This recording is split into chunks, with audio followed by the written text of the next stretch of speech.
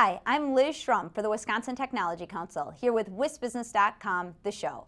Just ahead, Tom Still talks about the value of research on UW System campuses, and Lori Heineman of Wisconsin Capital Partners talks about the evolution of Wisconsin's early stage economy. And now, here's this week's Tech Metrics. These snapshots of key indicators in the Wisconsin economy are developed by the Wisconsin Technology Council for its policy and news reports.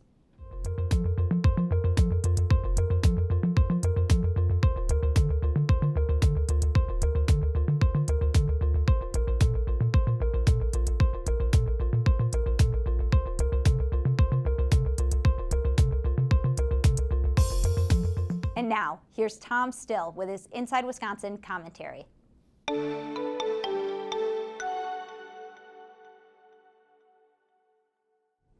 There are 115 universities in the United States that can lay claim to an R1 rating from the national group that ranks research institutions.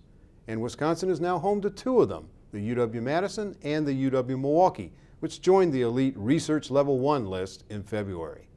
That's great news for Wisconsin's two largest universities, and it doesn't diminish the efforts of the state's smaller colleges and universities, both public and private, that are fulfilling their respective academic missions to provide teaching, service, and research.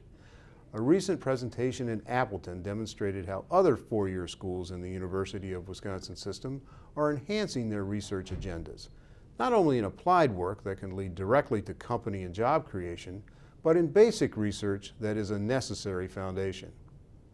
It served as a reminder that state policymakers underfund the R&D missions of UW colleges and universities at the state's economic peril. At a recent meeting of the Wisconsin Innovation Network in Appleton, listeners heard about the work of Algoma Algal Biotechnology, a company that is turning wastewater into green chemicals through a process that involves algae and a solar reactor. Possible products are chemicals that can be used to produce synthetic rubber, medical latex, lubricants, solvents, glues, animal feed, and even flavors and fragrances. High on the product list is a system for capturing isoprene gas, which is used in making tires. The technology and the company are tied to the UW-Oshkosh, which is the third largest research university in the UW system in terms of dollars spent on research. It is also an example of how the WISES Technology Foundation is helping to move research ideas from the laboratory bench to the marketplace. WISES was created to manage disclosures from professors and other faculty and students for the UW system outside Madison and Milwaukee. It obtains patents where possible and generally supports inventors as they move toward licensing their ideas or building a company. As a result, invention disclosures on campuses outside the Big Two in Madison and Milwaukee have climbed steadily of late, with 56 invention disclosures in the latest fiscal year. While the pipeline is producing more inventions, disclosures, and companies such as Algoma Algal, observers worry it could run dry in future years if state support for higher education declines. Already the pressure is being felt by campuses where basic research is conducted. Economists don't often agree on much, but there's not much dissent over the notion that research universities contribute to the prosperity of cities, regions, and states around them. Wisconsin's economy may not feel the difference next year or even the next, but continued erosion of support for higher education will prove costly over time. A strong system is emerging to pull out the best campus ideas. Let's invest in it.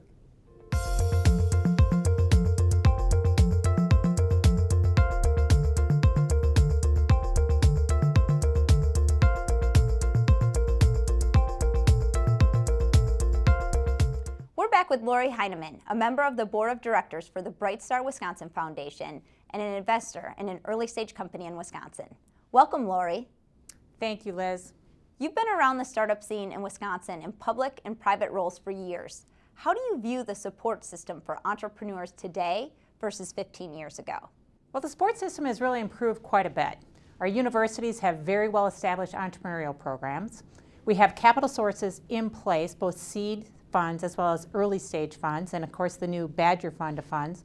We've got accelerators like Generator, and then we also have shared working spaces like 100 State and Ward 4. And drilling down a bit, talk about the sources of capital for entrepreneurs that exist in Wisconsin today versus the past. Well, in 2004, we noticed that there were less than 10 deals being done in the state of Wisconsin and less than $4 million invested. So together we created the Wisconsin Angel Network, which has been a game changer here in our state to increase the amount of risk capital available. There's also been several new seed funds that have started up, like HealthX Ventures and 4490, and the Badger Fund of Funds is rolling out across the state. Another new innovative model is Brightstar Wisconsin Foundation, which is a nonprofit that actually invests in early stage companies alongside the early stage investors. So there are more sources of capital in the state, but the demand greatly exceeds the supply. Brightstar in our first 2 years had over 230 companies apply for funding. We funded 28 of those companies and deployed about $4 million into them with the idea that they will create about 1,500 jobs in the next 3 years. But again, the demand for capital because of all these entrepreneurial programs much exceeds the supply that we now have available. Tell us about your latest venture, Ledzins LLC, and how that provides an example of a successful capital raise. Well, because of the Tech Council putting together some great programs in the state, including the Governor's Business Plan Competition, as well as the Entrepreneurs Conference and the Early Stage Conference, I had the opportunity as a judge to meet a company that is developing an LED sensing safety light bulb here in the state of Wisconsin. I helped Ledzins put their management team together, and we're also going out for a capital raise. Having access to the qualified new business venture tax credit is going to be really important to us, and we've already booked over $200,000 in our raise, and we haven't even talked to our angel networks yet. So we're really thrilled with the resources that are available out in the state of Wisconsin. However, we do think that there's room for improvement, more champions, more collaboration, and more creative sources of capital for Wisconsin entrepreneurs. Thanks, Lori, and thank you for watching this edition of WisBusiness.com, the show. The show is produced by the Wisconsin Technology Council and WisBusiness.com, and sponsored by UW-Milwaukee and Exact Sciences. Visit our websites to read and learn more. I'm Liz Schrum of Talent But Executive Search. See you next time.